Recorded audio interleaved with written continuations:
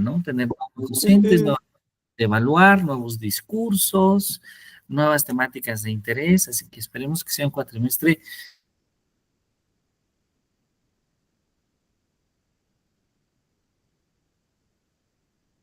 Se congela por ratitos. No sé si se congela por ratitos mi imagen. Sí, perdón, debe ser mi internet. Ahora les saludo desde Chihuahua, y el internet Ay, qué está padre. un poquito que, como decimos, que sube y baja. Pero bueno, esperemos que nos permita dar clase. Pues muchos saludos. Entonces nos toca hablar de filosofía. ¿Qué hemos escuchado de la filosofía? Al menos estoy seguro que hemos escuchado esta filosofía que llevamos por ahí en la escuela preparatoria, ¿verdad? Porque en la preparatoria nosotros llevamos también filosofía. ¿Qué me podrían comentar? ¿Cómo recuerdan ustedes su relación con la filosofía? Ya nos dijo la maestra Karina que a ella le encanta. A mí me tocó, yo creo que no directamente como filosofía, sino estaba entre la ética y la lógica, ¿no? Estaba mucho más amplia, ¿no? Incluso nos daban la parte esta de letras grecolatinas, que yo creo que ya Cari ni siquiera por su mente pasó, pero era muy interesante, ¿no? Nos hablaban mucho de los filósofos y cómo surgía realmente todas las ciencias incluso, ¿no? Yo decía, ay, no, no es cierto. Y sí, en realidad creo que eso y parte de ellos, ¿no? De donde las dudas y la incertidumbre permite que ellos pues indaguen más y se crean las ciencias, ¿no? Muy bien, claro que sí. De hecho, la filosofía es un campo muy interesante y quiero decirles que la educación tiene todo un área de desarrollo que se llama filosofía de la educación. Así que la maestra Karina podría después dedicar toda su vida a la filosofía de la educación, lo cual sería algo muy interesante. Adelante, maestra Karina, sí, por favor. Sí, a mí mi primer acercamiento a la filosofía fue antes de entrar a la preparatoria.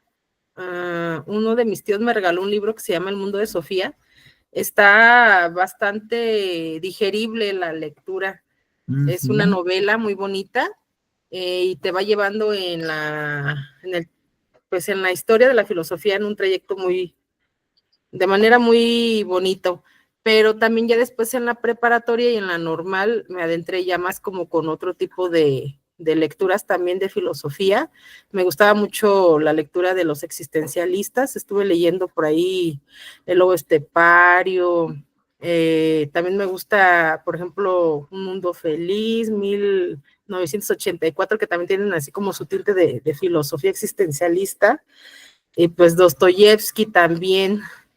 Y ya ahora que trabajé en la normal del Colegio Anáhuac, tuve la fortuna de impartir la materia de filosofía para niños y pues también es como desde otra perspectiva, ¿no? Ver cómo se debe de compartir con los pequeñitos la parte de cómo respondan ellos mismos las dudas que les surgen acerca de su contexto. Y pues cómo la trabajé con los muchachos, la verdad fue algo muy bonito, muy didáctico, y pues sí me gusta mucho la filosofía y también la filosofía de la educación. Eso es maravilloso disfrutar. Bueno, la filosofía, debo decirlo antes de comenzar el diálogo en términos generales, se compone de 4 áreas clásicas, ¿sí? Y estas 4 áreas clásicas tienen que ver con preguntas que nos hacemos, que el ser humano se hace. Por una parte tenemos esta gran pregunta sobre el pensamiento correcto. ¿Cómo saber, cómo poder establecer una relación entre el pensamiento y la verdad, entre la corrección del pensamiento? Y esta parte de la filosofía justamente la estudia la lógica.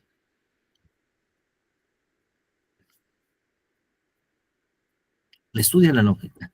La lógica forma parte de la filosofía. Pero también el ser humano se hace otras preguntas, como por ejemplo, nos preguntamos sobre si estamos haciendo lo correcto, si las decisiones que tomamos son correctas. Y este término de si son correctas, si son adecuadas, si son consistentes o coherentes, tiene que ver desde dos posturas. Si son consistentes o coherentes con respecto a mi cultura, a la sociedad de la cual formo parte, o si son coherentes con respecto a mi propio sistema de pensamiento, a mis propias creencias, a mi propia definición como ser. Entonces ahí naturalmente aparece la segunda área de la filosofía que tiene que ver justamente con la ética y la moral, ¿sí? Ahora, además de estas dos áreas, estamos hablando de la lógica, estamos hablando de la ética y la moral, aparece una tercera área que tiene que ver con un aspecto más sobre el ser, ¿no? El preguntarnos como, por ejemplo, ¿cuál es la naturaleza del ser? ¿Sí? Y rápidamente podemos pensar, en el ser biológico. Bueno, el ser es biológico, sí, pero para muchas personas el ser no es solamente biológico. A lo mejor el ser también tiene algo especial que podría ser, por ejemplo, algo que define al ser, puede ser su alma, ¿sí? Puede ser su espíritu, ¿sí? Y es que el ser es complejo porque eh, esta semana tuve el privilegio de estar en un seminario que organiza la Universidad de Oxford. Fue una cosa como de madrugada, como de las 2 de la mañana a las 10 de la mañana. Y ahí la doctora Ana Scarnia hablaba justamente sobre cómo la mente es algo complejo de estudiar, porque la mente no es el cerebro, ¿sí? La mente requiere del estrato biológico del cerebro, pero no podríamos decir que el cerebro es la mente. Y entonces en el ser humano pasa algo muy semejante. Tenemos un cuerpo, pero no podemos decir que solamente el cuerpo es el ser humano, porque requerimos de algo adicional que no sé qué es, pero definitivamente es algo adicional. Y entonces la metafísica se encarga de cuestionarnos sobre ese adicional al cuerpo. El arché, el espíritu o el alma, algo tenemos que nos hace y que nos define como personas, como seres humanos. Entonces aparece otra área de la filosofía, que es la metafísica, y voy a cerrar esta primera introducción sobre la filosofía con una cuarta área que tiene que ver con un área que cuestiona el conocer, ¿sí? Que cuestiona el conocimiento, que cuestiona qué es conocimiento y qué no lo es, que cuestiona cómo el conocimiento se construye y además cómo el conocimiento se valida. Podemos diferenciar aquello de lo que es conocimiento y lo que no es, y eso lo estudia justamente la epistemología. Y de epistemología ya hemos hablado un poquitito en el primer cuatrimestre. Entonces, la filosofía, particularmente voy a referirme a un tipo de filosofía, la filosofía de la educación, utiliza la educación como un punto de discusión, como un punto de debate, pero también como un punto de saberes. Eh, Saberes sobre la naturaleza del ser humano, saberes sobre la educación que el ser humano debe de recibir, sobre cómo debemos educar, cómo debe de ser la educación. Y cuando decimos cómo debe de ser la educación, hay una pregunta tras de fondo, que es, ¿cuál es el ser humano que queremos formar? ¿Sí? ¿Cuál es ese ser humano que nosotros queremos formar? Entonces, hay una pregunta filosófica detrás de esta pregunta sobre la educación. Y claro, esto tiene que ver en las diferentes dimensiones del ser humano. Una dimensión, desde luego, es física, es biológica, pero también el ser humano se cuestiona sobre el conocimiento, pero también el ser humano se cuestiona sobre la toma de decisiones, sobre la ética, sobre la moral, pero también el ser humano se cuestiona sobre su propia naturaleza. Entonces, la filosofía de la educación nos permite analizar estas preguntas trascendentes en la educación misma, pero que trascienden a cuestionarnos sobre la persona. Y bueno, vamos entonces a comenzar. Voy a permitirme utilizar una presentación que hemos preparado para esta sesión. Y esta presentación, a ver si ya se empieza a ver por allá, comienza primero cuestionándonos sobre cuál es el significado de educar, ¿sí? Y es que hay varios cuestionamientos sobre la educación, ¿sí? Por una parte,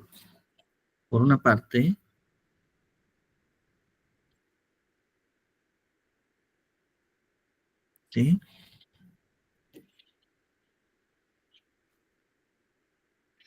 Por una parte tenemos que la educación la podemos entender como esa transmisión de conocimientos, de valores, ¿sí? Que un grupo social, que una sociedad transmite a sus miembros, ¿sí? Sin embargo, eh, la educación tiene varios cuestionamientos porque hay diversas miradas sobre ella,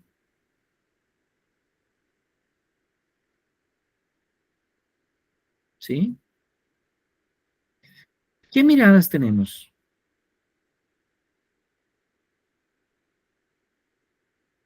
Tenemos por una parte una mirada que nos dice que la educación debería de centrarse en el individuo, es decir, debemos de educar a la persona. El centro de la educación debe ser de la persona, pero hay otra mirada que nos dice, no es así. Debemos de centrarnos en la sociedad. Sí, adelante, por favor. Sí, también en algún tiempo esa mirada se centraba hacia los contenidos o hacia el docente. Ya conforme se ha ido, pues, como avanzando en esta parte de conocer mejor al individuo y de conocer mejor los procesos de enseñanza y aprendizaje, es que se ha centrado ya en el estudiante. Exactamente, exactamente. Sin embargo, esta primera pregunta es interesante porque ¿cómo educamos? Educamos en una educación, es decir, buscamos una educación que deba de centrarse en la persona, en la individualidad, o más bien debemos de pensar en el grupo. A ver, ¿qué opinan ustedes? ¿Hacia dónde deberíamos nosotros de hacer el esfuerzo para educarnos? ¿En la persona, en la individualidad o más bien en el grupo? Adelante, adelante, por favor. Mire, doctor, yo creo que definitivamente tiene que ser en el grupo.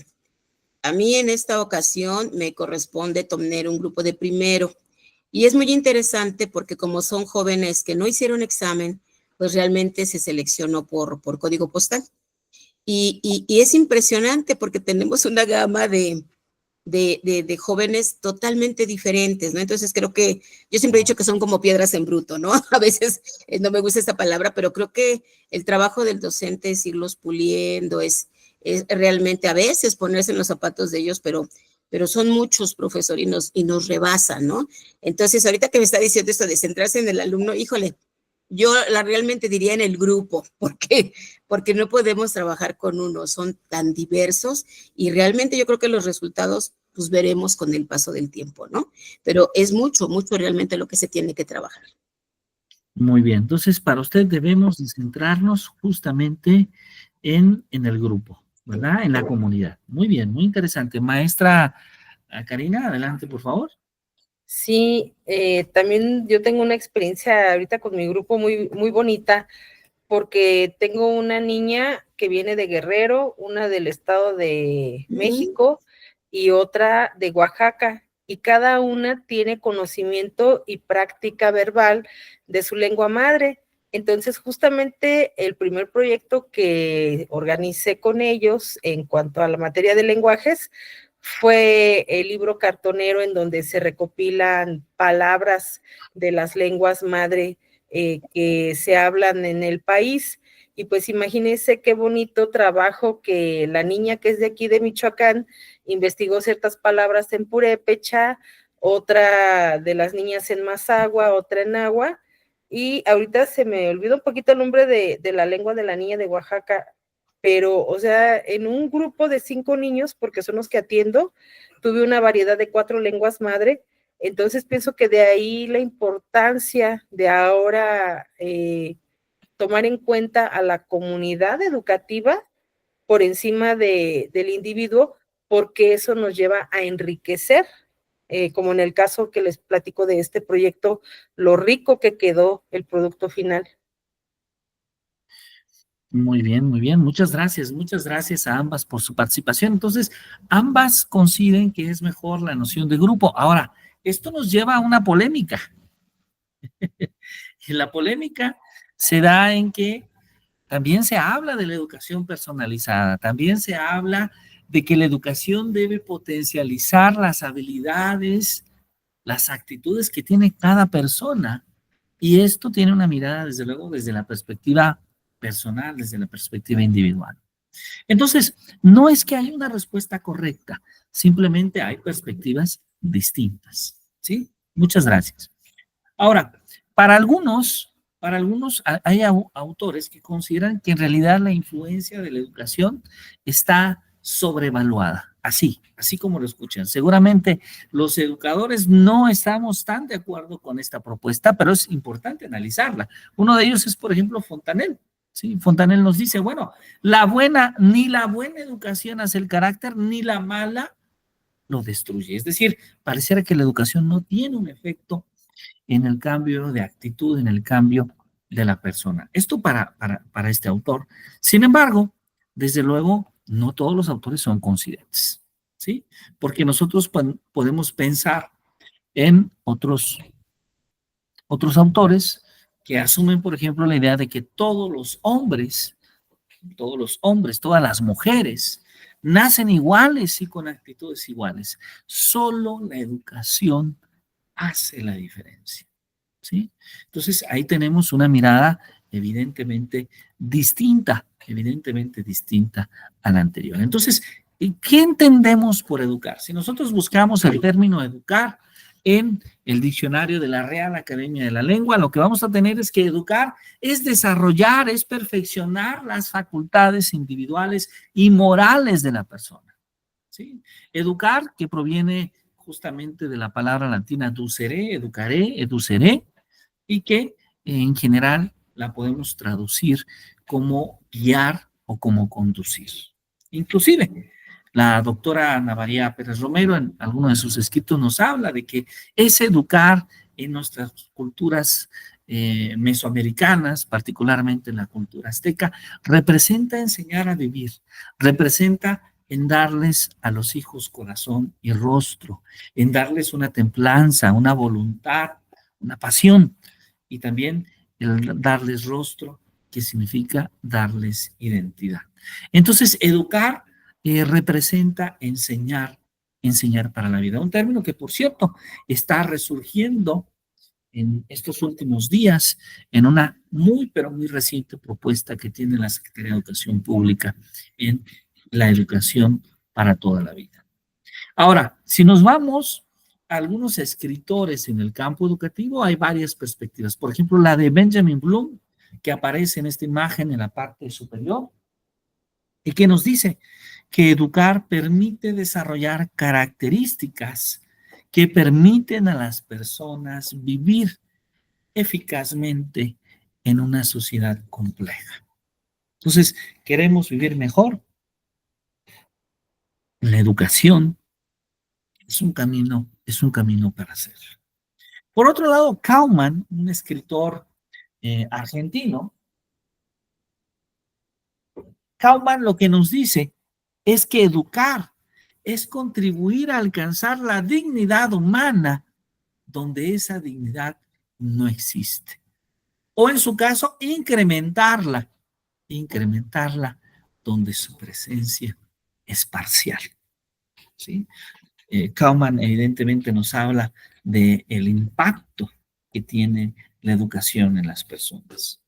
Edgar Faure, un político y también un educador, conocido por el Tratado Faure de Educación, por el informe, que aparece en la imagen inferior derecha, nos dice que la educación es ese proceso cultural que busca el desarrollo de todas las virtudes del ser, pero también de la misma sociedad. Y es que ya sabemos que la educación transforma la sociedad, pero también la sociedad a su vez transforma la educación. Uno de los autores más conocidos en América Latina es Paulo Freire, ¿no? Entonces, Paulo Freire nos deja claro en esta frase, ¿no? El objetivo de la educación debe de ser críticamente consciente de la realidad personal. Debe ser que las personas lleguen a ser críticamente conscientes de la realidad personal, de tal manera que puedan actuar sobre ella y también sobre el mundo, ¿sí? Humberto Maturana tiene una manera distinta de hablar de los objetivos de la educación. Para él, el objetivo de la educación es vivir en un proceso no acabado, en un proceso que va desarrollando nuestras potencialidades en vista del bienestar personal y del bienestar colectivo, siempre en armonía con el mundo. ¿Sí?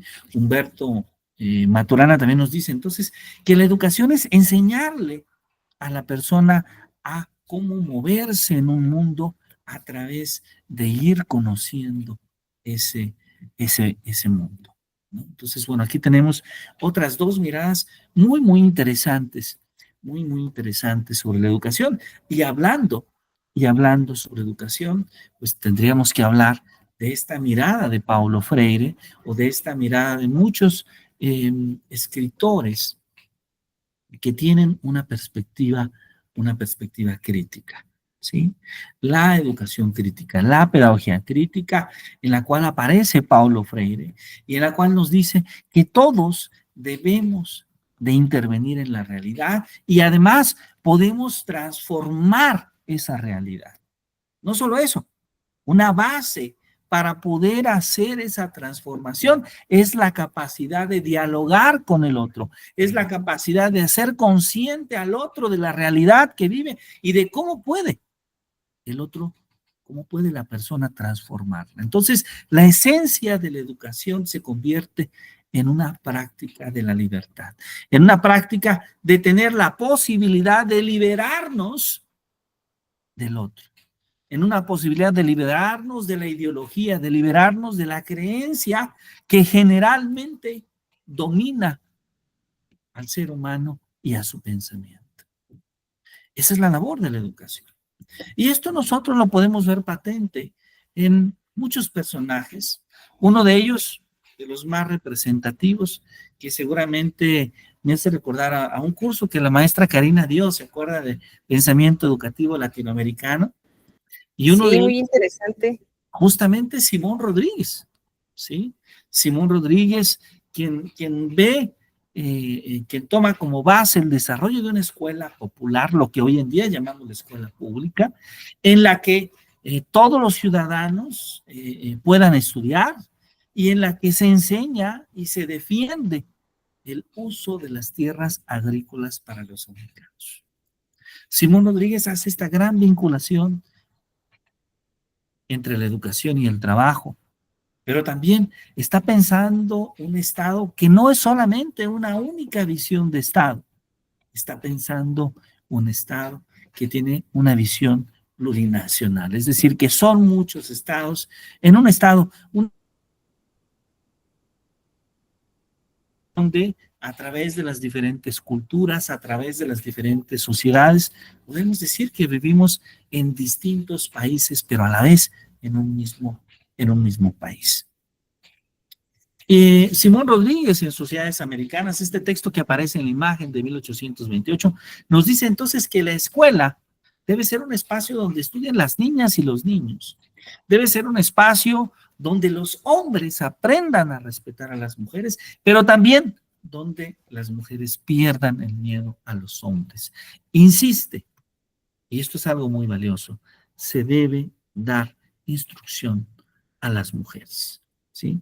La importancia de la educación en la mujer. Ahora, no es Simón Rodríguez el único,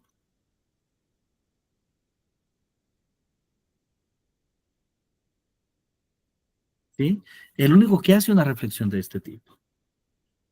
Después de Simón Rodríguez, podríamos decirlo ya a finales de este mismo siglo, aparece José Carlos Mariátegui, ¿sí? José Carlos Mariátegui que escribe dos obras muy importantes, muy trascendentes. Aquí la tenemos, Amauta, una revista fundamental de la época, y por otro lado tenemos 7 ensayos para interpretar la realidad peruana. Mariátegui, un comunicador, un escritor peruano, que se centra en el derecho a la educación, que se centra en la defensa de la educación en Perú y muy especialmente también en los derechos de los ciudadanos peruanos.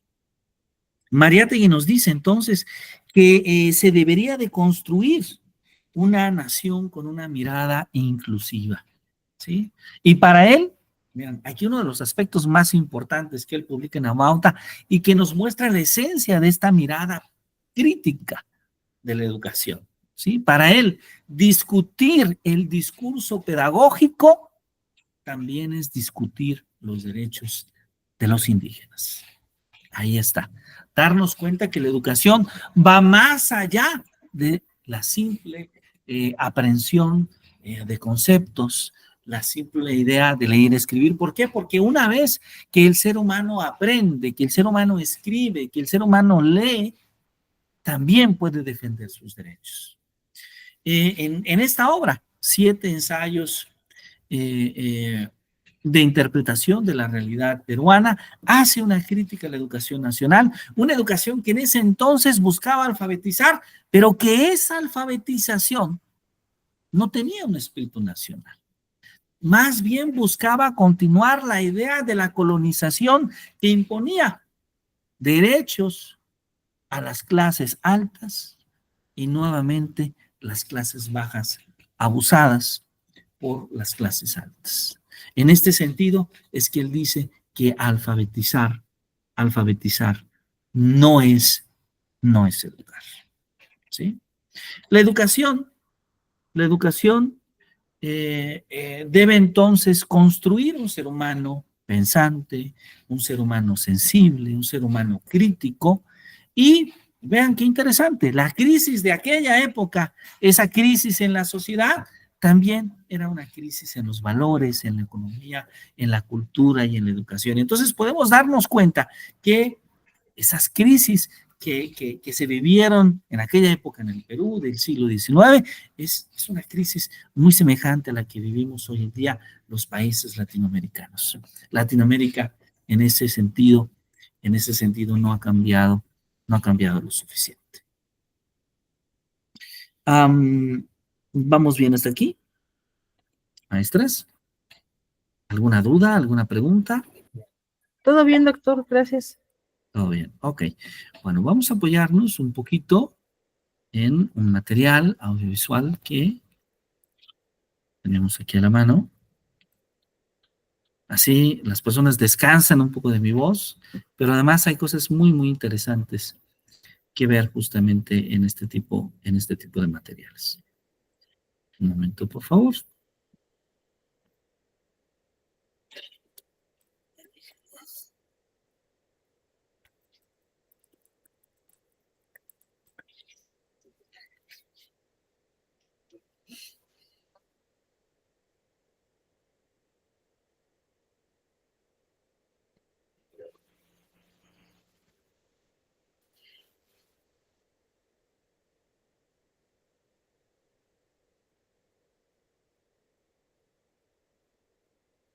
Muy bien.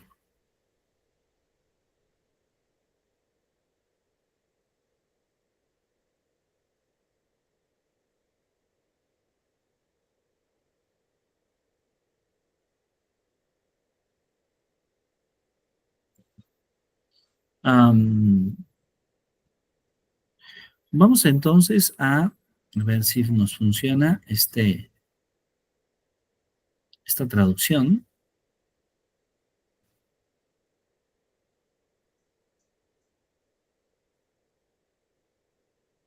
que es una traducción de la Universidad Pedagógica Nacional. Ah, sí, perfecto. Sí tenemos una traducción. Entonces, esta traducción es la cátedra de Paulo Freire. Vamos a escuchar a Paulo Freire en acción, en vivo, que nos va a hablar justamente sobre educación y pedagogía en diálogo con la sociedad. Entonces, es un video muy, muy breve, pero que yo deseo profundamente que disfruten y que podamos poner de nuestra atención para tomar las ideas principales. No es un video nuevo, pero bueno, creo que se puede disfrutar. Creo que ya se puede ver por allá, ¿verdad? ¿Es correcto? Sí, ya se ve. Muy bien, entonces ahí va, vamos a escuchar a Paulo Freire. Del educando, assim como el educando necessita do educador. Ambos se educan, aunque las tareas de ambos sean específicas.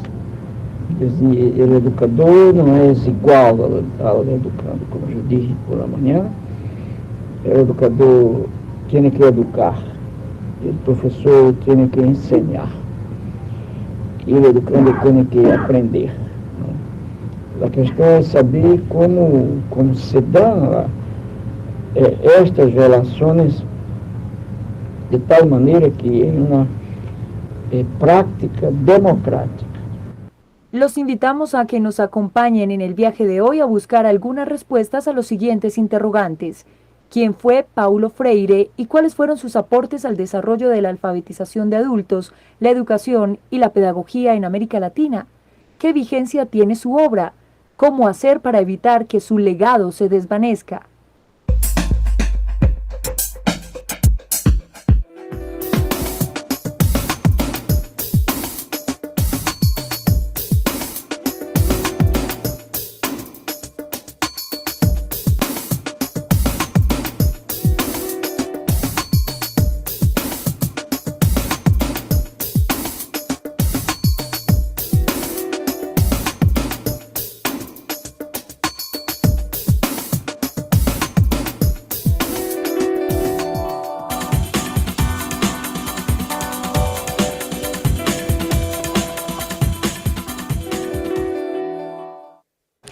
Hola, bienvenidos a Historias con Futuro, un espacio realizado por la Universidad Pedagógica Nacional. La emisión del día de hoy estará dedicada a uno de los pensadores latinoamericanos más importantes del siglo XX, el educador brasileño Paulo Freire. Les mostraremos apartes de su vida, de sus ideas pedagógicas y también de su influencia en el mundo. También les mostraremos la cátedra que lleva su nombre y que fue gestada por un grupo de educadores de la Universidad Pedagógica Nacional con el objeto de promover la reflexión y el diálogo sobre su pensamiento desde las exigencias de la realidad educativa latinoamericana actual. Bienvenidos. En palabras de Freire, la tarea del educador o de la educadora sería demasiado fácil si se redujera a la enseñanza de contenidos. No hay ni ha habido jamás una práctica educativa comprometida únicamente con ideas abstractas. La educación es una práctica política y ética.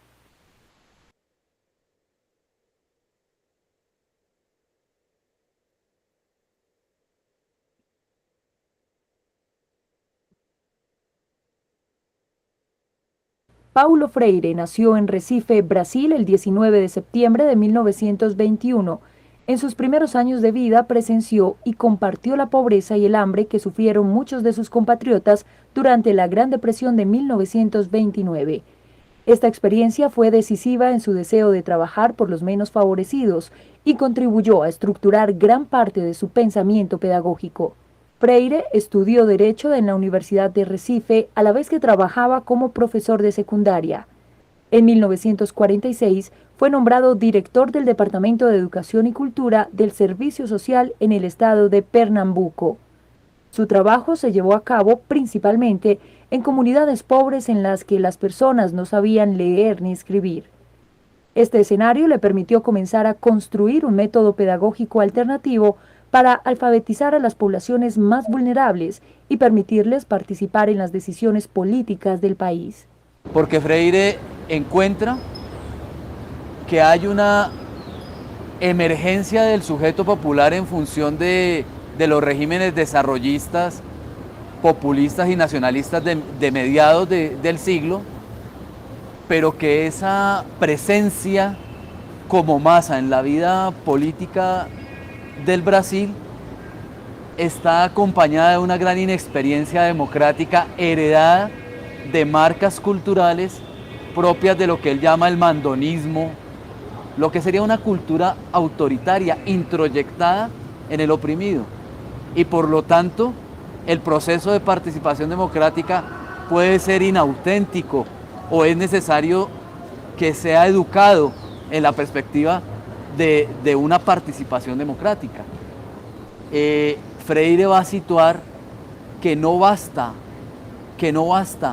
la cuestión de afectar esas estructuras mentales, ¿no es cierto?, sino que es necesario que haya un proceso político que las haga viables, que haga viable esa posibilidad, esa relación entre participación política y educación entra a ser indispensable. Y significa, por ejemplo, en términos de alfabetización, una concepción diferente de alfabetización.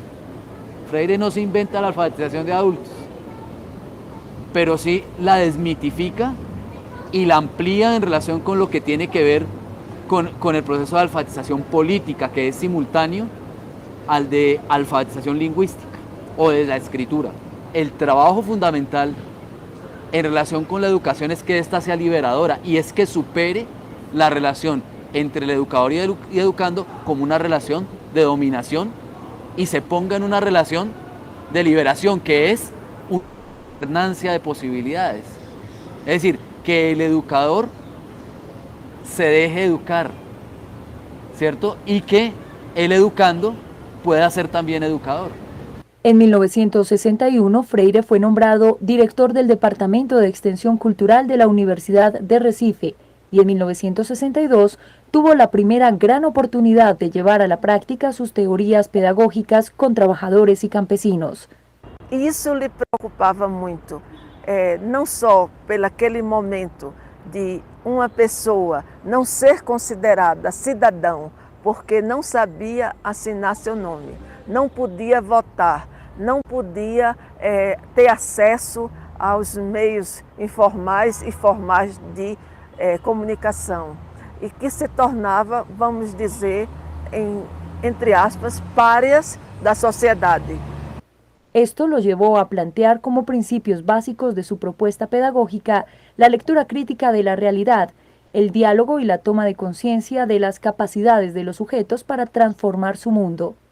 Con esto, la educación comenzó a ser concebida no como una simple reproductora de conocimiento y de las estructuras injustas de la sociedad, sino como un espacio de posibilidades de construcción de nuevos sentidos de mundo. Paulo Freire iniciou seus estudos na Faculdade de Direito e terminou iniciando seu trabalho como advogado. Mas logo viu que esta não era sua vocação. Tinha muito interesse pelos aspectos sociais e de educação e via que no Brasil, nesse tempo, a educação tradicional separava as letras, as palavras para ensinar às crianças e aos adultos. E então percebeu que essa não era a forma melhor, principalmente porque quando ensinava aos adultos, usava os mesmos termos, as mesmas palavras, as mesmas ideias que trabalhava com as crianças. E os adultos perdiam o interesse. En 1964, un golpe de Estado puso fin al trabajo que venía realizando Freire. Incluso llegó a ser encarcelado. Tras un breve exilio en Bolivia, trabajó en Chile durante 5 años, durante el gobierno progresista de Salvador Allende. Esta dura experiencia lo llevó a plantear algunas de sus ideas pedagógicas y políticas más potentes, entre las que se destaca su reflexión sobre las condiciones de opresión y miseria, características de los pueblos latinoamericanos, producto de una historia marcada por la injusticia y el mutismo, al que eran sometidos los pueblos y las gentes sencillas. Paulo Freire não queria sair do Brasil. Ele dizia, não fiz nenhum mal ao meu país, então por que sair do meu país? Quero continuar assim. A sua saúde não era das melhores e para os militares, aquilo que estava se fazendo, procurando, lutando por uma sociedade mais humana, mais igualitária, era subversivo. Então, sabíamos que Paulo Freire voltaría a ser preso. En 1967 publicó su primer libro Educación como práctica de la libertad, que fue muy bien recibido y despertó el interés de la Universidad de Harvard, que a su vez le ofreció un puesto como profesor visitante en 1969. En 1970 fue publicado en español y en inglés su famoso texto La pedagogía del oprimido. En una primera etapa, la preocupación de Freire es leer las condiciones que han llevado a Brasil y a América Latina a vivir en una sociedad excluyente, donde hay oprimidos y opresores, y cuál es el lugar que ha ocupado la educación en la generación de ese sistema de exclusión. Entonces, en una segunda etapa del planteamiento freiriano, lo que hace Freire es ampliar el horizonte de la dialéctica social, de cómo se entiende la dialéctica en la sociedad, y evidencia que no basta la lucha de clases como único dispositivo, como único mecanismo de transformación social. La lucha de clases es uno de los mecanismos de lucha, pero comienza a ampliar su mirada al género, comienza a ampliar su mirada a la cultura, comienza a ampliar su mirada a otro tipo de relaciones económicas, y en un tercer momento de su obra, cuando retorna Freire nuevamente al Brasil, tiene una preocupación muy fuerte por lo que implica la formación ciudadana en un contexto de globalización. Yo consideraría que Freire sigue teniendo vigencia en cuanto insiste en el carácter político de la educación. O sea, no es posible pensar una educación neutra, como si la educación pudiera ser una asepsia de las problemáticas sociales y de una apuesta por leer y transformar esas problemáticas. La educación es eminentemente política, pues la propuesta de Freire es cómo en el diálogo esas múltiples culturas y esas diferentes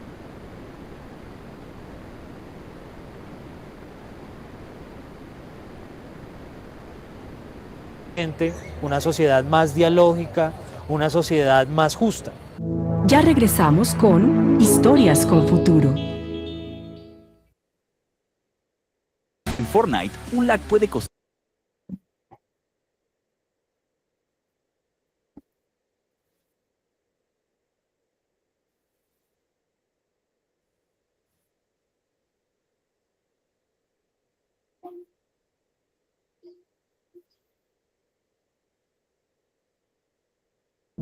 Regresamos con Historias con Futuro. Paulo Freire murió el 2 de mayo de 1997.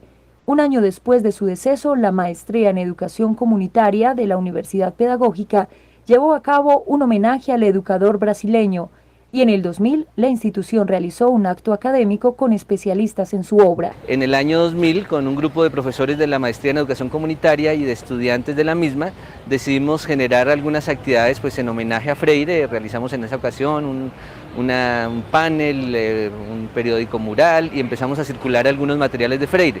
Ya luego, con algunos de estos profesores y otros que se fueron sumando, formamos un grupo de estudio de la obra de Freire. En 2005, un grupo de docentes impulsó la realización de actividades mensuales con el nombre Cátedra Paulo Freire y se propuso bautizar el aula múltiple de posgrados con el nombre del educador latinoamericano. Hicimos una actividad muy bonita con la participación de Orlando Falsborda, de Joao Francisco de Souza, de Brasil, discípulo de Freire, y Alfredo Giso, argentino radicado en Colombia. En 2007, con ocasión del 10º aniversario de su muerte, se solicitó al Consejo Académico la institucionalización de la Cátedra Pedagógica Paulo Freire como un espacio de reflexión y diálogo de la universidad con la sociedad en torno a la educación y la pedagogía. Así se lanzó oficialmente la cátedra el 1 de marzo de 2007. A finales del 2006 decidimos que el grupo y la propuesta era lo suficientemente poderosa para que la universidad como institución se apropiara de ella. Ese grupo es un poco como el germen y como la semilla de todo ese tipo de trabajos. Y pues piensan en organizar una cátedra que de manera más sistemática, más amplia, más pública puedan no solamente expresar los resultados de su reflexión sistemática de tantos años, sino entrar en diálogo y en comunicación con muchos otros grupos de trabajo que están pensando el mismo asunto. Esa iniciativa la recogimos en la Vicerrectoría Académica en el año 2007, pensando que esa no podía ser solamente una cátedra de un departamento, de un grupo, sino de la Universidad Pedagógica Nacional, porque la Universidad Pedagógica tiene un poco el deber y el compromiso social, ético, político de dar cuenta de los aportes de Paulo Freire a la educación, a la pedagogía, no solo en Colombia, sino en América Latina.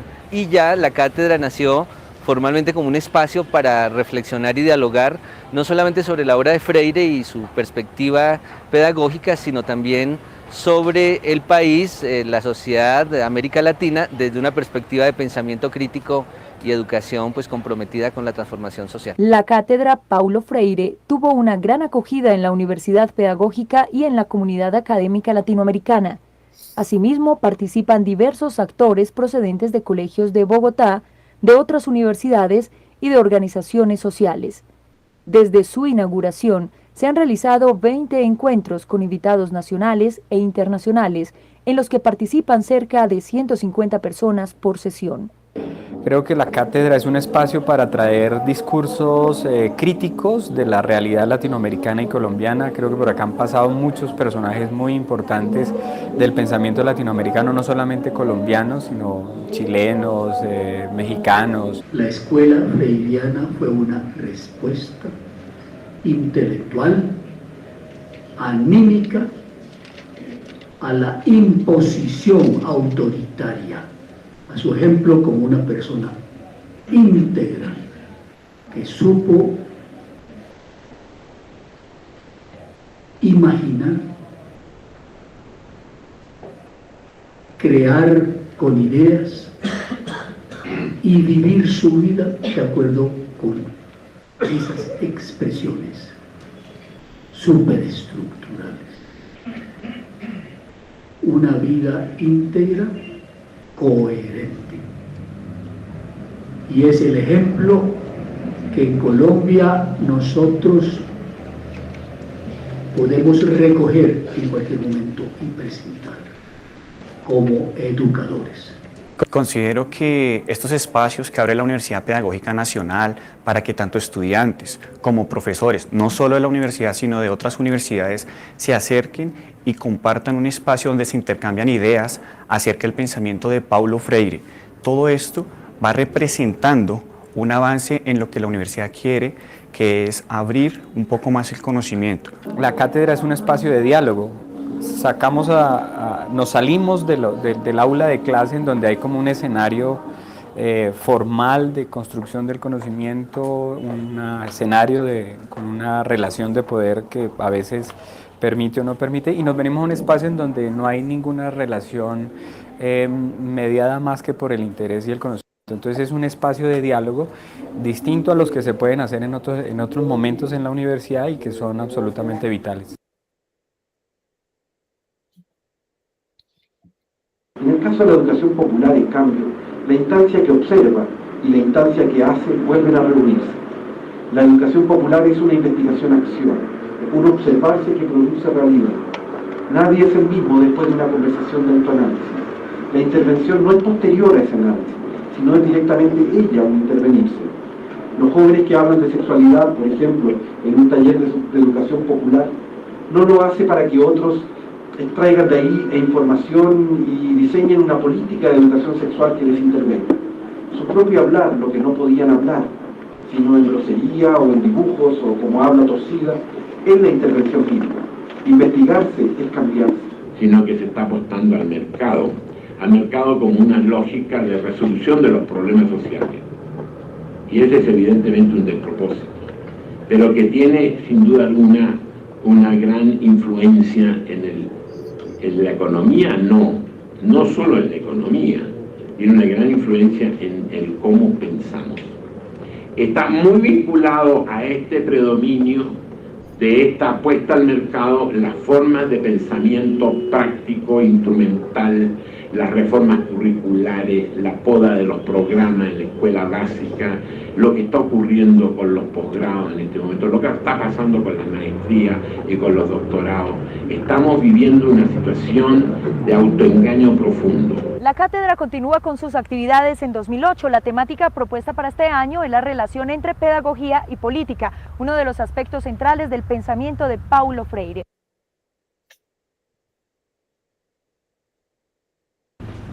Sin duda, la experiencia que produce este exilio tan profundamente productivo alrededor del encuentro, de la escucha, del diálogo, del replanteamiento de sus intuiciones iniciales, va a lograr dar a luz esa obra que en un retorno a Brasil conoceremos luego como la pedagogía de la esperanza.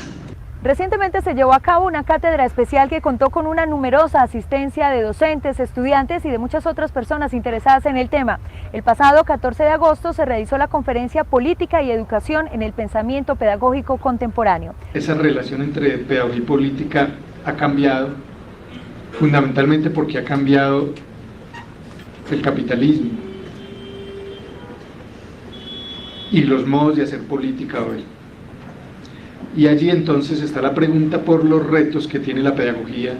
Mas que todo educando traz consigo conhecimento que pode ser diferente do conhecimento acadêmico, do conhecimento formal, mas é o conhecimento de sua realidade, de suas observações, esse conhecimento empírico que tem um valor extraordinário, tem que ser concebido não como alguma coisa que se deixe de lado, mas que esse conhecimento daquele que aprende seja uma troca com o conhecimento do professor, do doutor da universidade. Entonces enriqueció esa discusión que había sobre política, educación y política, pedagogía y política, el compromiso de la educación liberadora de cara a la transformación de la sociedad y entró a pensarlo desde el Estado mismo,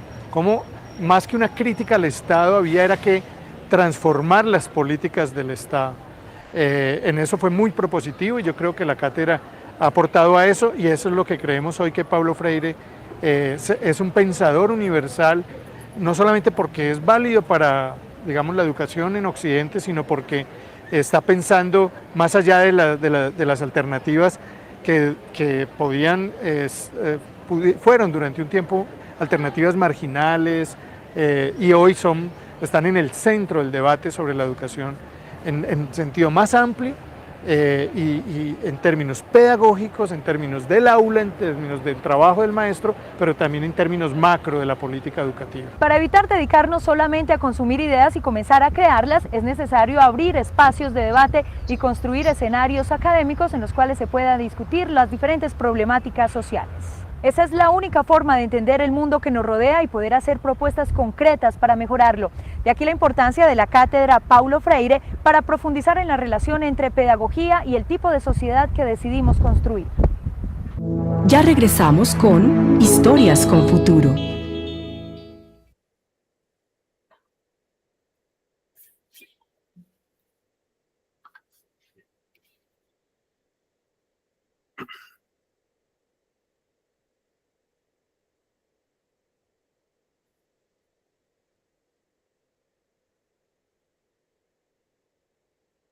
Regresamos con Historias con Futuro. Me gostaria de dizer a ustedes que a veces se afirmou ou se afirma que Paulo Freire redujo educador e educando a um mesmo nível. Não. Se educador e educando fueran la misma persona, não haveria por que falar de um e de outro, porque um não sabia o outro. Eu reconozco que sem limites não é possível viver. en que los profesores y profesoras tenemos una responsabilidad social y política en leer la realidad y en leerla con los estudiantes, desde los estudiantes y para los estudiantes. En segundo lugar, porque sigue siendo urgente reclamar en la sociedad, reclamar del Estado, reclamar de las instituciones de educación básica, media y superior, un lugar más claro para el maestro, un lugar más claro que tiene que ver con la lucha por su dignidad docente, en la lucha por su profesionalización, en la lucha incluso por su reconocimiento económico. También en el caso de la Cátedra Freire ha servido también como un espacio de diálogo dentro de la comunidad académica en las coyunturas algunas veces difíciles que hemos vivido y de diálogo de la universidad con la sociedad, como es el lema de la cátedra. En este momento la idea es pues que la cátedra por una parte siga teniendo la presencia mensual que tiene en su actividad académica, que convoca generalmente entre 120, 150 personas, generalmente el espacio donde lo hacemos, que es el aula Paulo Freire, no da abasto. Dos, los profesores que inspiran la cátedra hemos estado interesados en revitalizar el grupo de estudio, ampliarlo a otras personas. Tres, editar como libro las memorias de que han sido las cátedras hasta ahora y incluso en el contexto precisamente de las cátedras selectivas poder ofrecer ya una cátedra electiva permanente sobre Freire y la educación popular a partir del año 2009. El día de hoy quisimos mostrarles el legado de Paulo Freire, un educador en todo el sentido de la palabra que se preocupó por llevar el conocimiento a las capas más vulnerables de la sociedad y también se esforzó por construir una pedagogía desde la solidaridad, la generosidad y el respeto a la autonomía y a los saberes propios de sus estudiantes. Hemos abierto un espacio para que ustedes se comuniquen con nosotros, escríbanos sus comentarios y sugerencias al correo electrónico historiasconfuturo@pedagogica.edu.co. Gracias por su compañía, nos vemos en 8 días con más Historias con Futuro.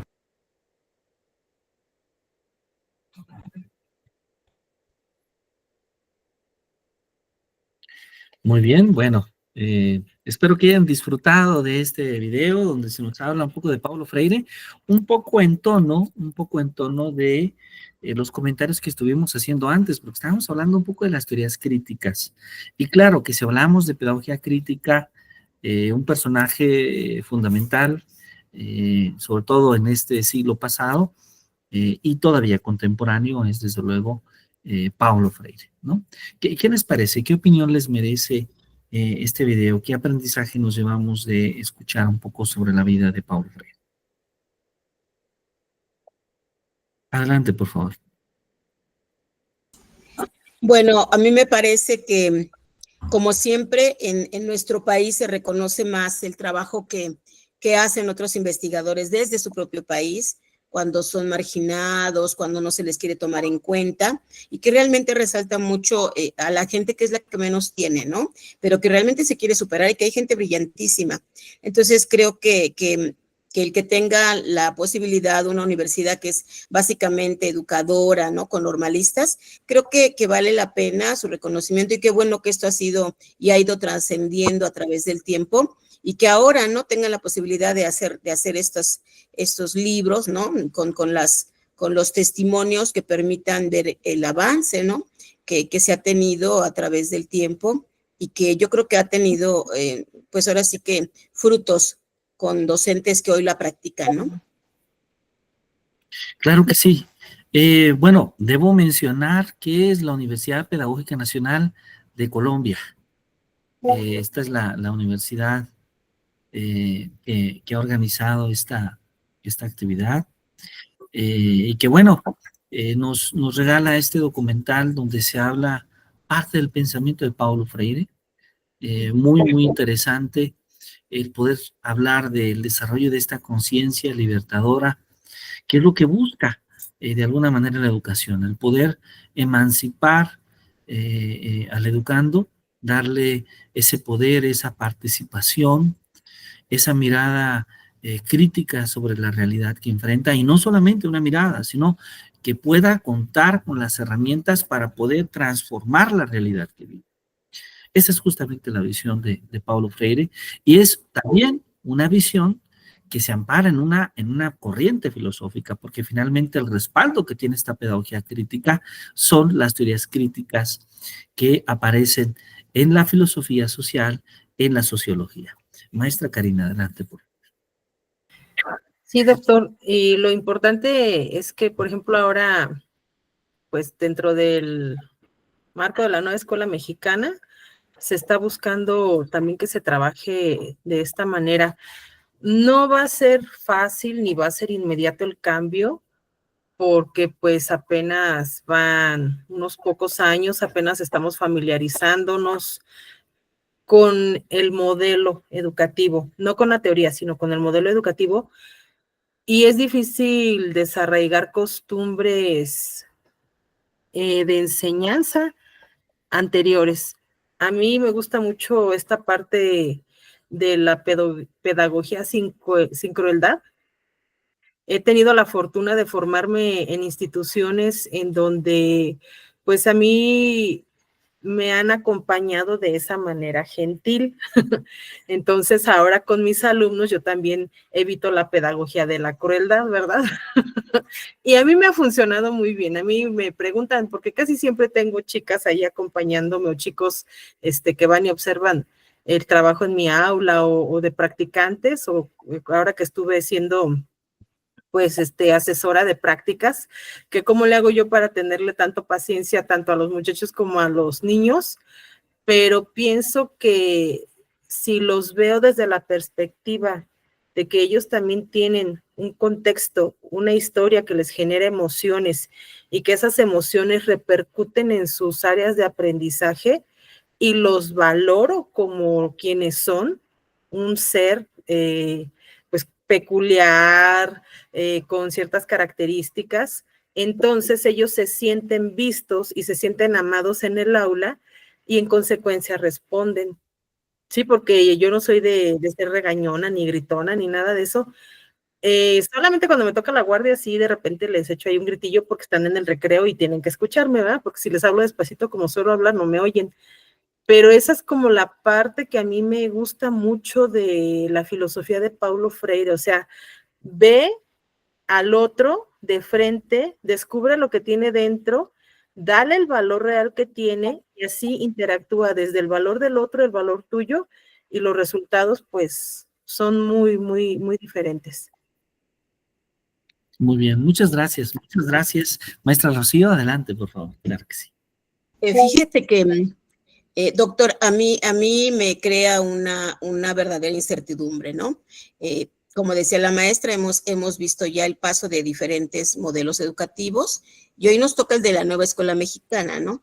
Sin embargo, ese de no querer romper paradigmas, así soy, el que manda soy yo, el que saca el 10 soy yo, los demás tienen 0. Este tipo de comentarios que decían muchos alumnos que los dejan como con esa etiqueta de yo no puedo, yo soy ignorante, yo no puedo hacer más. Me gustó lo que dijo ahorita la maestra Karina, ¿no? Cuando habla con conocer al otro, ponerse en sus zapatos, pensando siempre que ellos quieren aprender desde su muy particular habilidad. Traigan o no traigan conocimientos, porque a veces nuestros comentarios son muy duros, ¿no? Son unos burros, no saben nada, les digo y no entienden, no traen tarea, pero creo que tenemos un trabajo que es el que siempre ha sido, de ponernos en los zapatos de ellos, ¿no? Y a mí me duelen mucho esos comentarios de mis compañeros, pero pues también hay que oírlos, ¿no?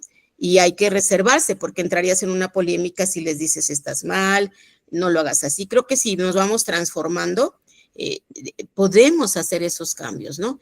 Pero hay maestros que no quieren y que no lo van a hacer y que se perjudican, pero que se hacen ricos vendiendo libros, ¿no? Entonces creo que no va por ahí, ¿no? Creo que hay cosas más allá que podemos realmente hacer por ellos, ¿no? Como les digo, no todos van a ser biólogos, ¿verdad? Pero por lo menos que aprendan poquito, lo poquito que yo sé, ¿no? Es como echártelos a la bolsa, ¿no? Claro, claro. Esto que comentas es muy importante, ¿no? El trato humano, el recordar que trabajamos justamente con personas y que todas las personas merecen un respeto, que el salón de clase no es solamente de las maestras y los maestros, sino es una colaboración de todos, de todos y de todas, ¿no? Entonces es un aspecto muy importante. Ahora, hemos comenzado nuestro diálogo desde una perspectiva crítica, ¿no? Tomando como fundamento de la discusión una mirada crítica que nos ofrecen las teorías sobre la educación, sobre la acción social. Pero ahora vamos en esta segunda parte del seminario a centrarnos en esa otra mirada que tiene que ver no solamente en una propuesta crítica, sino en una propuesta que nos pueda ayudar a reflexionar sobre la inclusión, ¿no?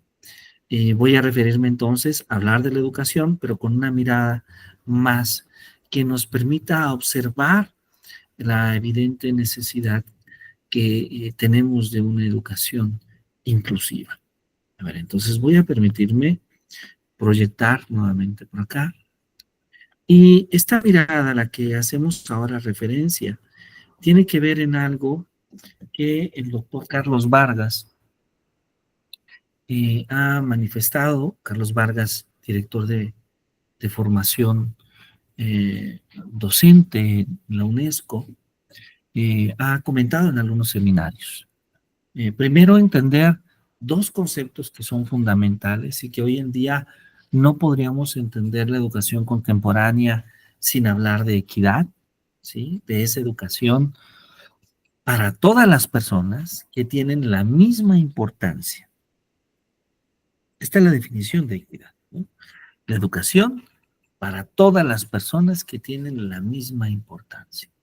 Y por otro lado, la inclusión.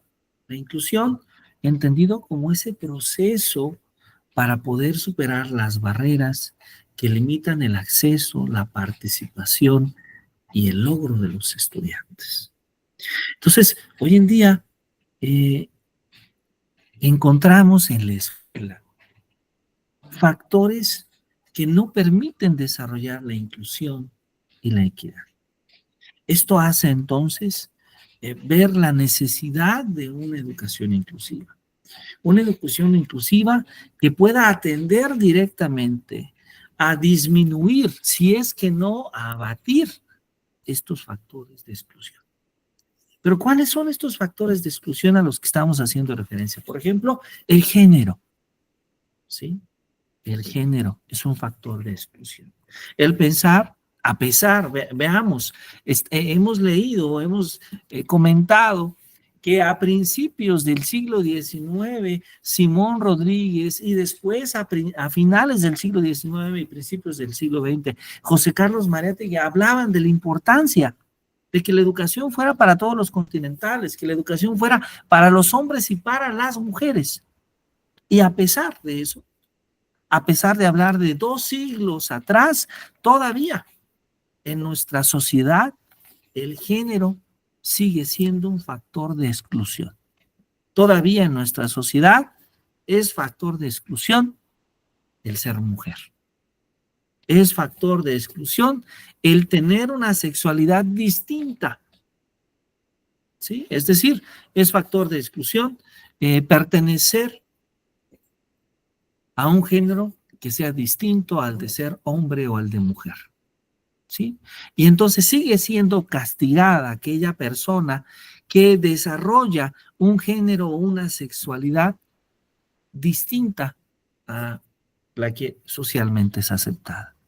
Seguimos observando primero, privilegiando primero el género y la sexualidad que la persona misma. Ahora, no solamente el género y la sexualidad, tendríamos también que hablar del estatus socioeconómico. Sigue siendo el estatus socioeconómico y la pobreza un factor de exclusión. En el México contemporáneo sigue habiendo jóvenes, niñas y niños que no pueden ir a la escuela porque no tienen las condiciones económicas para hacerlo. Sigue siendo factor de exclusión la etnicidad, el color de nuestra piel, la raíz de nuestra familia, de nuestro origen.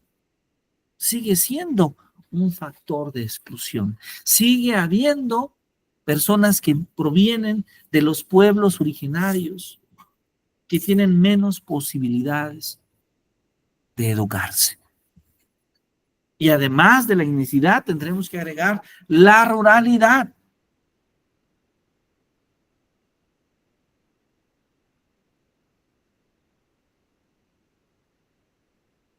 En muchas ocasiones no cuentan con los servicios educativos. Y en México hemos observado un fenómeno que se ha presentado en los últimos años, que es la migración. Nuestros migrantes no tienen acceso a la educación en Estados Unidos y los migrantes de otros países difícilmente también tienen acceso a la educación en nuestro país. Entonces, aunado al género, a la diversidad sexual, al estatus socioeconómico y pobreza, a la etnicidad, a la ruralidad, a la migración, tenemos que agregar la discapacidad. También la discapacidad, tanto física como cognitiva, se convierten en un factor de exclusión. Entonces, es necesaria una educación inclusiva, es necesaria una educación que atienda a las personas que enfrentan estos factores de exclusión, que enfrentan estas barreras para tener una educación de excelencia, que lamentablemente les impide educarse. ¿Sí? Es entonces necesaria una educación inclusiva. Porque además, no solo eso, hay algunas personas que no solamente son excluidas por un solo factor de exclusión. Por ejemplo, es común la correlación lineal que se presenta entre la pobreza y el género. Sí, entre la pobreza, es decir, entre no tener las condiciones económicas para educarse, pero además ser mujer, pero además tener un género distinto a ser mujer, es decir, un género distinto a ser mujer y a ser hombre. O también la etnicidad y la ruralidad, ¿sí? Pertenecer a un pueblo originario, a una cultura originaria, pero además de eso, vivir en una comunidad que no tiene acceso a la educación. Entonces, quienes enfrentan no solamente a uno, sino inclusive a dos factores de exclusión de manera simultánea. Maestra Karina, adelante, por favor.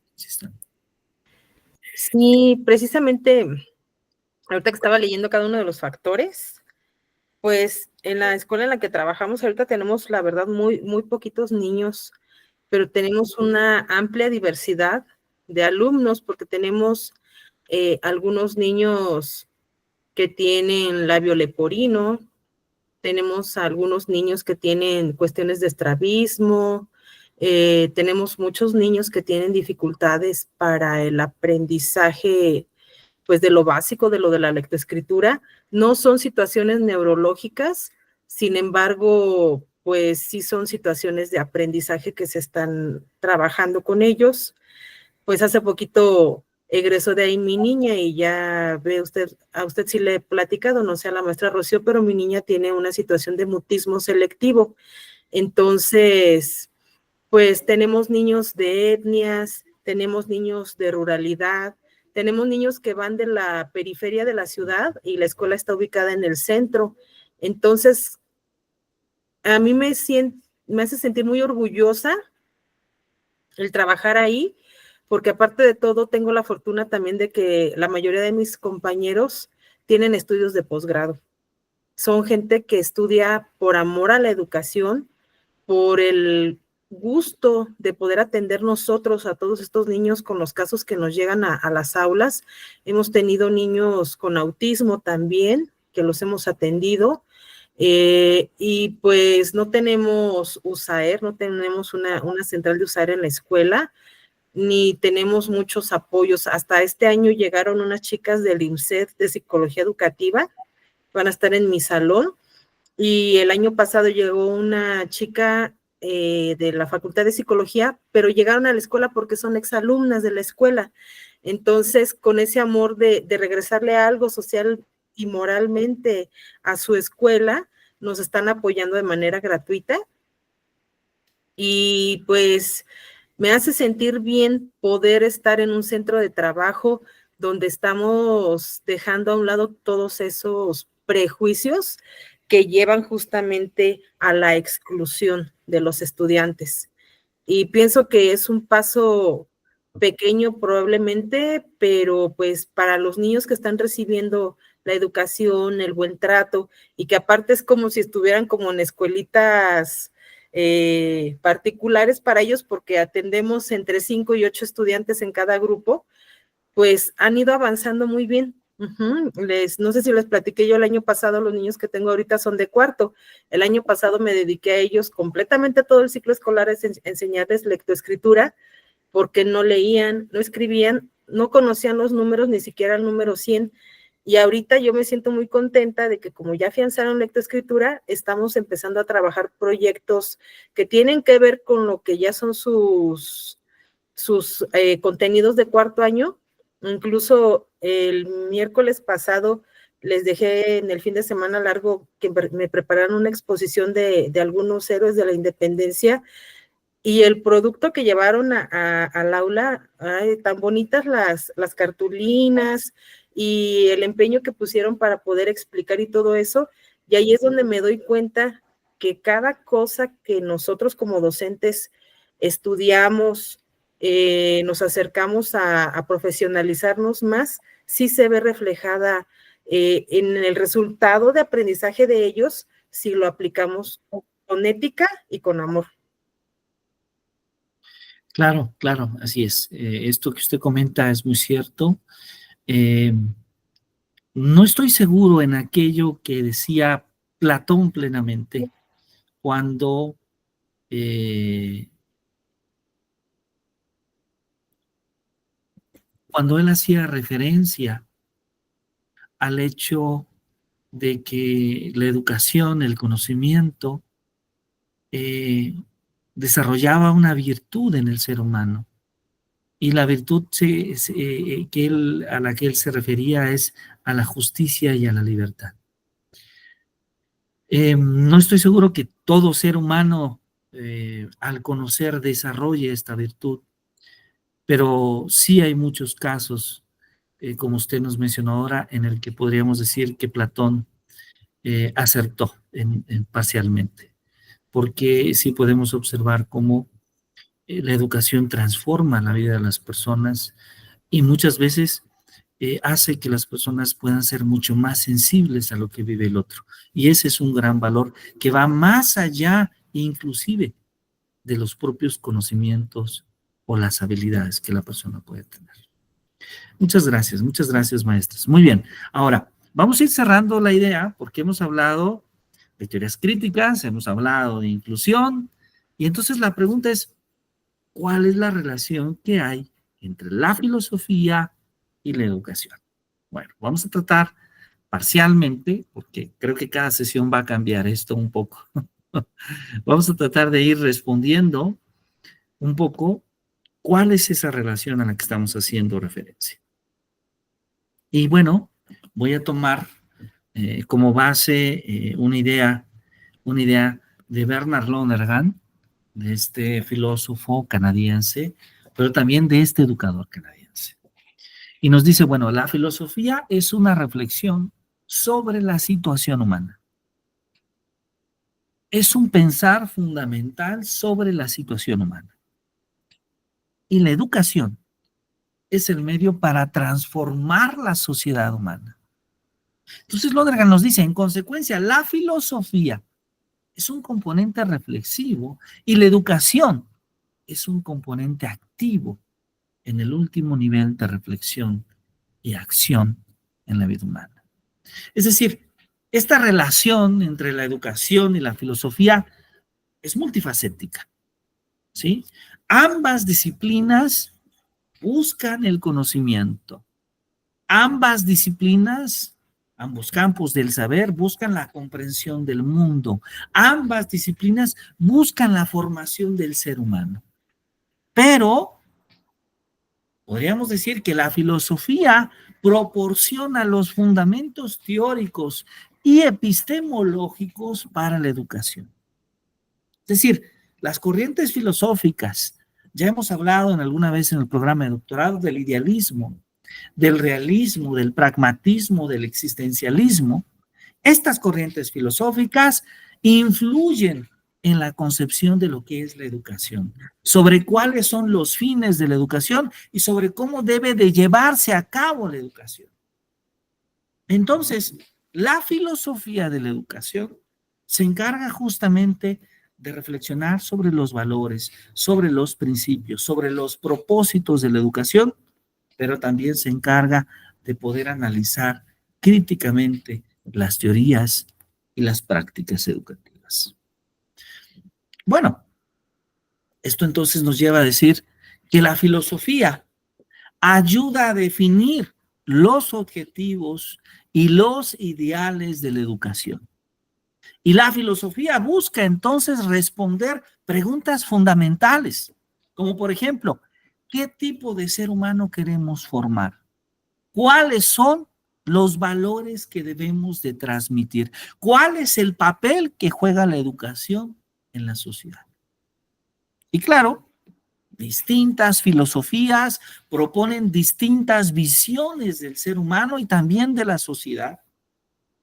Esto finalmente se traduce en distintos enfoques educativos. La filosofía entonces fomenta el desarrollo del pensamiento crítico, la capacidad de análisis y la reflexión.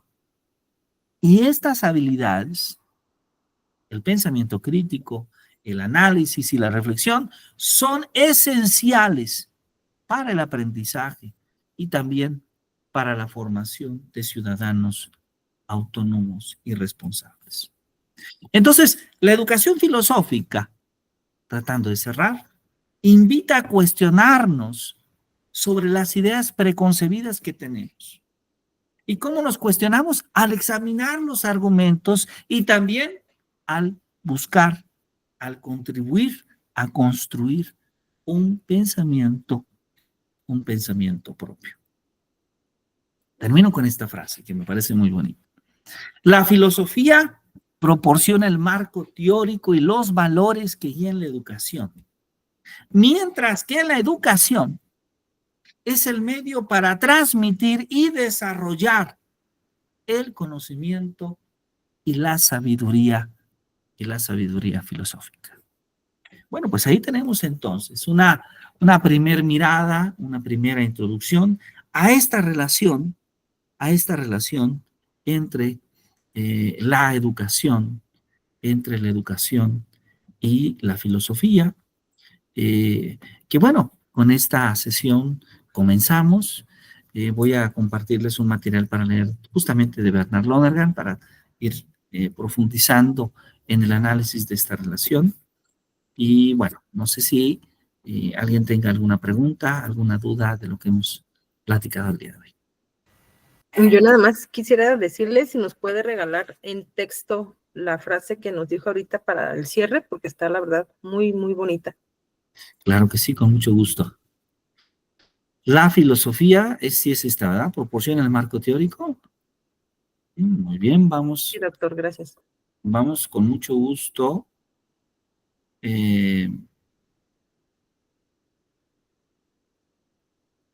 A compartir esta muy bonita frase. Ahí está.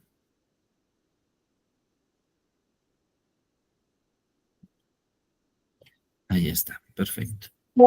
Sí. Entonces, bueno, es una relación muy interesante, una relación que nos muestra una necesidad. Es decir, la filosofía necesita la educación, pero la educación necesita de filosofía. Y ojalá que esta clase la pudieran ver algunos políticos, algunos directivos de la Secretaría de Educación Pública en la educación media superior, porque están quitando la filosofía de la educación obligatoria. Y es la filosofía la que nos permite cuestionarnos sobre el ser, sobre la relación con el otro, sobre tantos problemas interesantes. Creo que al quitar la filosofía, desde luego también quitamos esta capacidad de construir un pensamiento propio. Y esto es muy triste. Maestra Rocío, adelante, por favor. Sí, ahora en los nuevos planes de estudio, donde ahora ya no se ven progresiones, sino que ahora volvemos otra vez a los contenidos y ahora otra vez a los cortes 1, 2, 3. Efectivamente, la filosofía quedó ya nada más rezagada y muchos alumnos piensan que es como de relleno, ¿no? Cuando realmente creo que es la base y que no debería de quitarse de ningún nivel, como lo comentaba la maestra Karina. Creo que si empezáramos desde la primaria a introducirlos, seguirlos llevando de la mano, creo que no tendríamos estos grandes hoyos como los tengo yo, en donde yo decía, ay no, guacala, ay no, fuchi, ¿no? Y sin embargo, ahora que tengo la gran oportunidad de estar en este doctorado, creo que esos hoyos se van como rellenando, ¿no? Porque es una maravilla realmente ver que esos pensadores, pues no nada más eran escritores, ¿no? Sino que realmente aportaban algo que hoy en día es muy necesario, ¿no? Sobre todo la justicia y la libertad, creo que es reconocer al otro. Digo, o algo que falta todavía ponerle ahí, además del género, es algo que comentaba Karine, que de verdad me hizo mucho ruido, es la apariencia física, ¿no? Si no somos bonitos, si no somos güeritos, si no tenemos los rizos, si no estamos bien cuadrados, si no tenemos una figura estética, ¿qué somos, no? ¿Qué somos? Entonces creo que algo que yo les digo mucho en biología cuando hablamos de cómo somos es que somos únicos e irrepetibles y que debemos querernos como somos, así de fácil, y que nos reconozcan por lo que somos y por lo que tenemos dentro, porque los títulos y lo demás, bueno, ahí se quedan, pero realmente el valor humano, creo que es lo que enaltece a las personas y son las que dejan huella. Y creo que de verdad hubiera sido fascinante que a mí me hubieran dado esta materia con esta pasión con la que usted lo da, porque nos lleva y me lleva a imaginar y me imagino los trajes y estar ahí sentados y dar esas cátedras. Es maravilloso cuando alguien te va llevando de la mano, ¿no? Y creo que es riquísimo. Muchas gracias, maestra Lucía. Muchas gracias, maestra Karina. Pues bueno, descansen, que tengan una muy buena noche. Ha sido un gran placer verlas. Nos vemos en 8 días. Vamos a seguir hablando de filosofía de la educación. Y bueno, ha sido un privilegio estar con ustedes esta tarde. Maestra Karina, adelante, por favor. Sí, ya nada más una pregunta, retomando un poquito lo del seminario que tuvimos, si nos puede regalar la retroalimentación para continuar con el escrito, porque es una oportunidad que yo así como de, y como me gusta mucho leer, pero nunca he escrito algo formal, pues más que mi tesis en la normal, y eso fue hace 25 años. Sí me gustaría.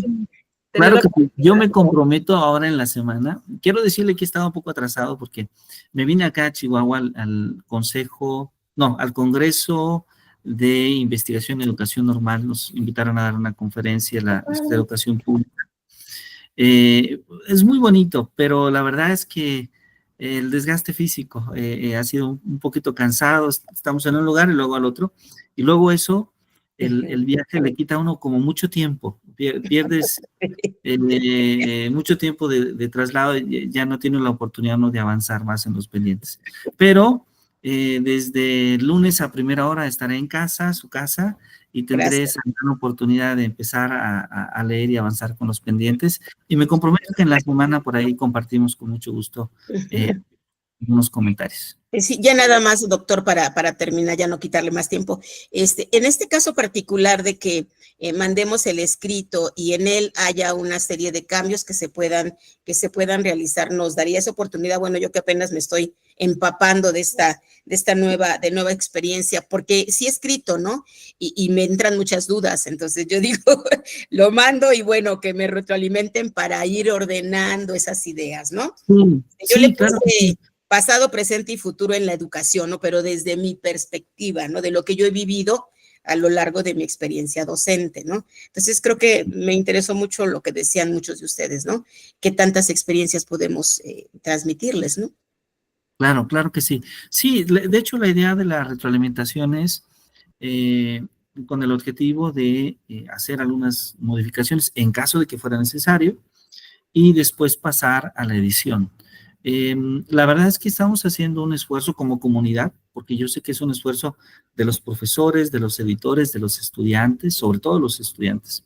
Pero mire, estamos logrando algo muy interesante. tenemos ya tres números de memorias y los números son escritos por estudiantes del programa de maestría y del programa de doctorado. Y eso creo que deja una huella muy positiva, porque hoy en día hay muchos programas de posgrado donde no se estimula la escritura, donde tenemos las materias, aprendemos seguramente cosas, pero hace falta esta parte de la investigación. Y bueno, nosotros creemos que ha sido una muy buena decisión enfrentarnos a estos retos. Es un reto para todos, para los profesores, para revisar, leer cada uno de los trabajos, y para los estudiantes el escribir, ¿no? Pero al final, creo que en los siguientes días, ahora en el mes de octubre, vamos a tener las dos primeras presentaciones de Memorias 1 y Memorias 2, y creo que ahí vamos a disfrutar de ese trabajo que han hecho otros colegas y que esperamos próximamente también esté el propio de ustedes. Muchas gracias. Pues muchísimas gracias. Gracias. Que tengan una muy bonita noche, que la pasen muy bien y muchos saludos a la distancia. Igualmente, que llegue bien, doctor. Muchas gracias. Maestra Cari, Rosy. descansen. Bonita Hasta noche. luego. Buenas noches. Bye.